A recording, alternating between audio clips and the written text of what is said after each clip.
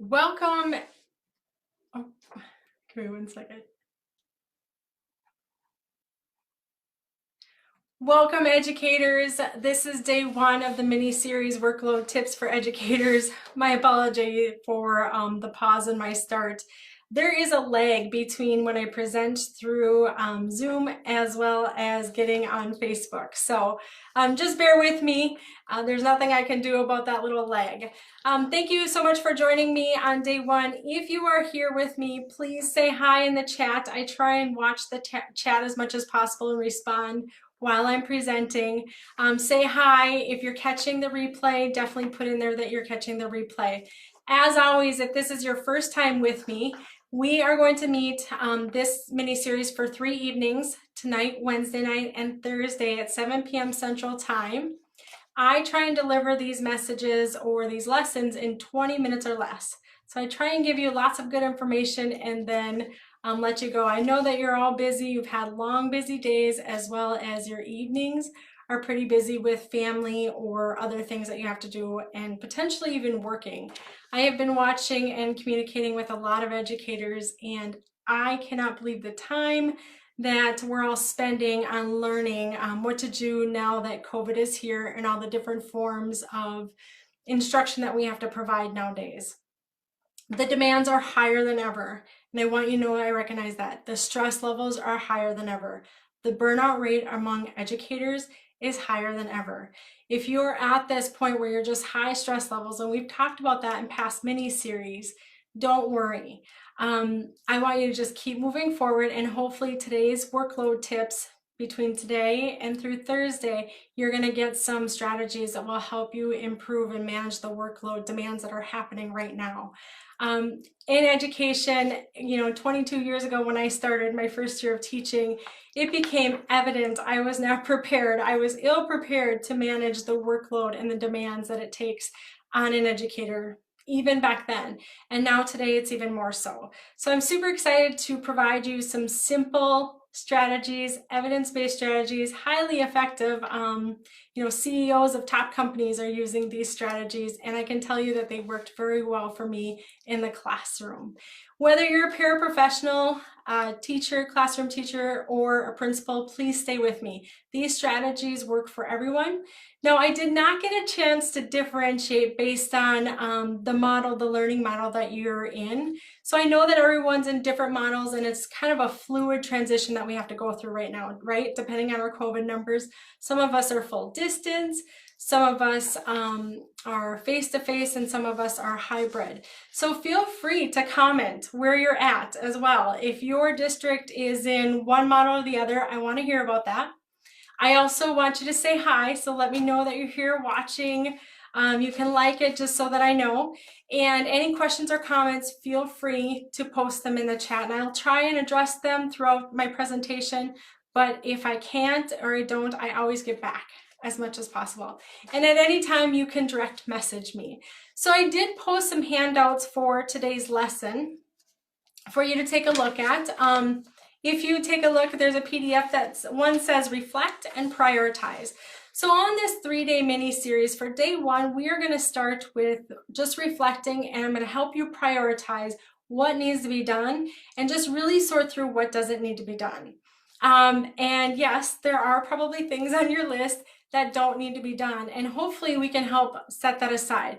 Right now, with the learning curve as big as it is, having to shift due to the COVID restrictions, policies and procedures, and everything happening, I want you to know that it is a time to get minimal. So I want you to think about becoming a minimalist. I want to say I started learning workload tips 20 years ago, one, because I couldn't keep up and I felt like I was drowning. Trying to manage all the data that we have to track and all the correcting and communicating, collaborating, facilitating among parents, the community, our colleagues. It was so much. It was so overwhelming. It was nothing that I was ever prepared for. And then the other part is I actually went and wanted to learn more about workload strategies because I was lazy. So I know most of us have heard the phrase work smarter, not harder. And it's really called intelligent laziness, is really learning these workload tips. And also, if I can preserve myself throughout the day, then I certainly can be more present with my students and be better for my family once I get home. So hopefully these workload tips will help you with some of the external factors that are coming your way, the external stressors that are really adding and putting things on your plate. Now we always have the internal, which is stress management. And if you look back at past mini series that I provided, you'll get some tips there. So if you are new to this group, welcome. All right, let's go ahead and get started. For tonight, I want you to be open when you're with me. So be open to learn new strategies. Be open to try new things. Be open to reflect and maybe try a strategy again that didn't work in the past. I want you to be here with me. So feel free to turn off any notifications that you have. Try to avoid multitasking. As I've shared in the past, our brain really isn't very effective or efficient when we're trying to multitask. And then be present. So if you find yourself wandering off, like you're not you, but if your mind wanders off during this presentation, bring yourself back just by anchoring. You might choose a word that I just recently said. You might say it to yourself. That'll anchor you to this conversation right here, right now. That'll keep you from thinking about all of the things that maybe happened in the day or anticipating what's coming next. Or if you're feeling anxious about anything at work, that's a great way to be present, is through anchoring. All right, so hopefully you may have had time to grab this reflection sheet. If not, I'm going to walk you through that. So what we want to do is we want to really take a look at what are we doing in a day? And we want to get very clear on that. The very first part is to gather some baseline data. And so what we want to talk about or think about, and I did include a PDF if you want to write it down, is I want you to reflect all the tasks that you typically do in a day. And this is like, think about all of them. So if it's check email, you grade 100% of your papers, you email, and try and think of like email 10 parents in a day. Do you email 20 parents in a day? Do you make 5 phone calls? The clearer that you can be on the data of what you're actually doing in a day, actually the more accurate and the more helpful that this assignment or this little worksheet will be for you. And trust me on this, throughout my years, I've done plenty of time studies on my own workload day just to see how I can become more effective and efficient. And this really, really helps. So just write down everything you do in the day. Do you run to the office 5 times? If you are in the building, right? Or are you bouncing between maybe computers? I've seen some people's distance learning workstations and they have 3 different laptops set up. So if you're doing that on a regular basis and you're opening up this screen and closing this screen, or if you only have one and you're constantly bouncing back and forth, that's something you want to write down. And the reason why, if you remember, if you've been part of my past mini-series, is that we actually lose effectiveness when we are constantly bouncing back and forth between tasks. And I'll talk about in days 2 and 3, we're going to talk about how to bundle your tasks and be more efficient at them. So, but I want you to really think like that much in detail. Let's see, other things, reminders. Are you giving lots of reminders in a day? Do you feel like a broken record? Do you feel like you're constantly telling your students, your folders go in this bin, or you need to hit mute, right? For those of you that are distance learning, I want you to think of those reminders or the broken record pieces that are stressing you out and that you're providing every single day, all day long throughout the day. Write that down on this sheet. The other thing I want you to think about is how much do you socialize? Socialization is good. We are hardwired for connection. We need to be connecting with one another. So I'm not going to say that that shouldn't be on there, but let's get accurate. Are you socializing for an hour? Are you collaborating? Sometimes we collaborate, which turns into socialization. Sometimes I totally get carried away and can easily have a 15-20 minute conversation with a colleague. Definitely connecting, healthy conversation, not necessarily work focused, much needed conversation, but then I needed 20 minutes to make my copies and I didn't get that done. So those are the things that you want to write down. On the second column, what I want you to do is I want you to write down, what do you need to do in a day? Now, when I say need to do, I want you to think minimal job requirements, to do the bare minimum. Now, I know as a teacher, educator, you are not doing bare minimum. Educators do not show up bare minimum. That's not how you roll. Very few of you do that. Most of you go above and beyond, like above and beyond. So this is the reason why we look at what I need to do in a day is because we want to compare the two columns, and we want to look to see, is there imbalance? Are we doing far more than what we minimally need to do in a day? Now, if we start recognizing what we minimally need to do in a day, and by all means, again, I'm not saying don't do your workload or anything like that, but what can happen is on a day that we're really, really stressed, if we can meet the bare minimum on those days, we will have more energy to carry us through the day. It will also help us, we kind of save energy here so that we can put in energy for the days that we want to go above and beyond, or we need to work extra hours or later that day. We can also look at some tasks. There are some tasks that we can get away with bare minimum, like collecting data with just a tally. That is a super simple way to do bare minimum versus doing anecdotal data. I've had teachers talk about, boy, collecting anecdotal data for a student behavior or for other reasons, that's very time consuming, and I agree, it is.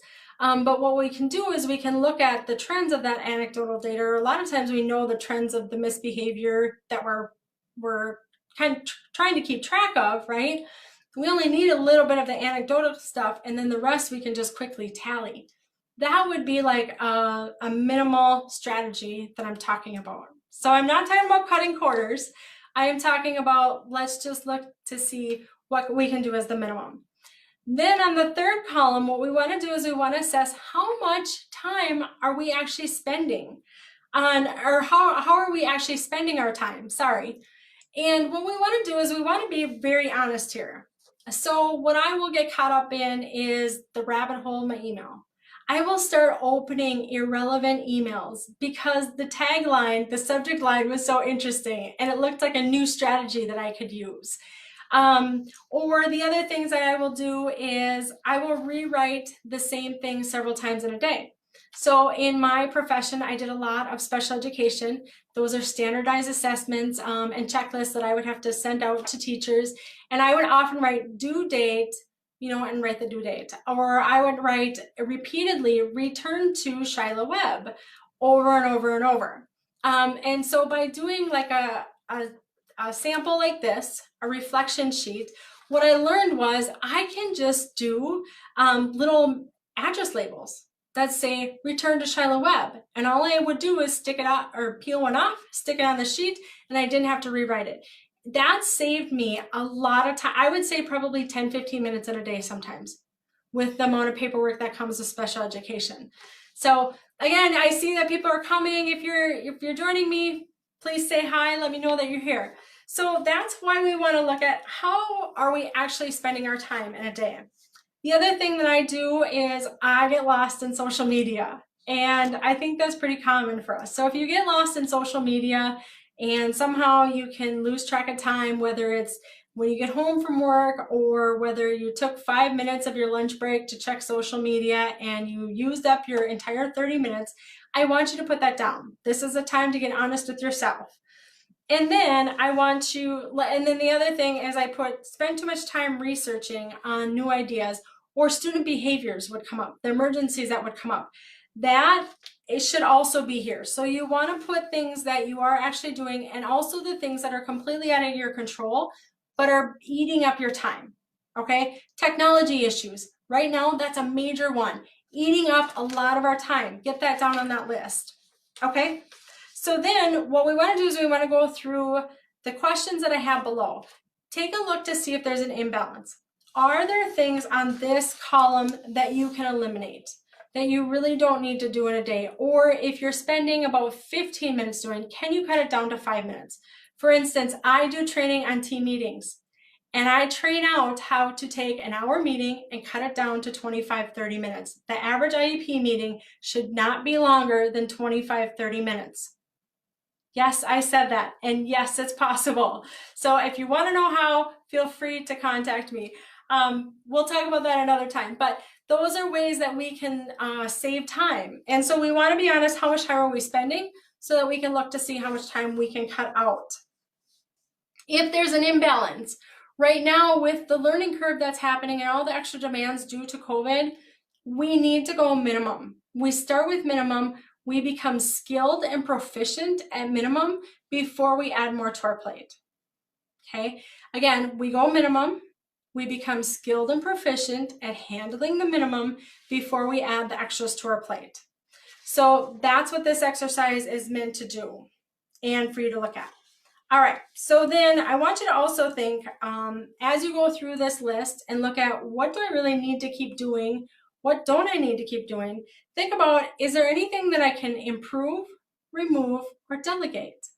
Now, I know not all of you have an assistant that you can pass tasks on to, but are there ways that you could have a student helper? Can you delegate some tasks that way? Or is that something that you can collaborate with your team and start sharing tasks? Maybe, so for instance, I often traded with a teacher that was really good at spreadsheets. He took care of the spreadsheets. I took care of student behavior. I love student behavior. It fills my bucket. Spreadsheets and data fills my bucket, but spreadsheet organization and creation of really complex or more complex one fills his bucket. So that's what we did. All right. So then the next thing, once you get that done, I want you to think about the tasks that you need to get done in a day. All right. And I want you to prioritize. So when we look at this, we have importance on this side and we have urgent here. Okay. This is high importance, high urgency. Any of those tasks in a day that are high importance, high urgent, need to be on the top of your to-do list. Every day I start out my day with a big 3. My big 3 are these things. Okay? If they're not big 3, if I don't have 3 things there, then I start filling it in. But the last things that ever get done are really the ones that are low importance and low urgent. Okay, so you have to decide what is more important or urgent. Urgent is usually the tasks that people are waiting for me on, and so I will do those tasks before I go to importance. But you know what I'm saying, like if it falls here, you know to do that first, and then these other quadrants you can decide what you have to decide what is most important for you. So that's what I want you to focus on today. If you take the time to fill out your worksheet, and if you actually send me a picture in the messenger of Facebook, Shiloh Webb, I will actually enter your name in a drawing for a $5 Caribou coffee card. So anyone that participates in tonight's activity, please send me a picture, let me know that you did it, and you will be entered in a drawing for a $5 Caribou coffee card. All right, so for tonight's activity, that's what your homework is. Go ahead and go through this list, figure out what you're doing in a day, what is the minimum, right? And then how you're actually spending your time. Don't take too much time reflecting on it. This can actually be a really quick activity right now. It's just to get your brain going and thinking and prepped for nights 2 and 3. All right. Any questions that you have at all, or if you want information about the work that I do with stress management, we work on workload, fatigue, achievement results, and team dynamics, I want you to visit my website, Inner Matter. So go to https://innermatter.net. Okay, just look up innermatter.net. If you want to speak with me directly, feel free to fill out a contact form and I will get in touch with you, or my assistant will get in touch with you as soon as possible. So thank you so much for joining me. Again, if you watched, please let me know that you're watching. Say hi. Let me know that you're watching the replay. And then I look forward to seeing some of these worksheets done and to see where you're at. All right, I hope you have a good evening all, and we'll see you tomorrow. Good night.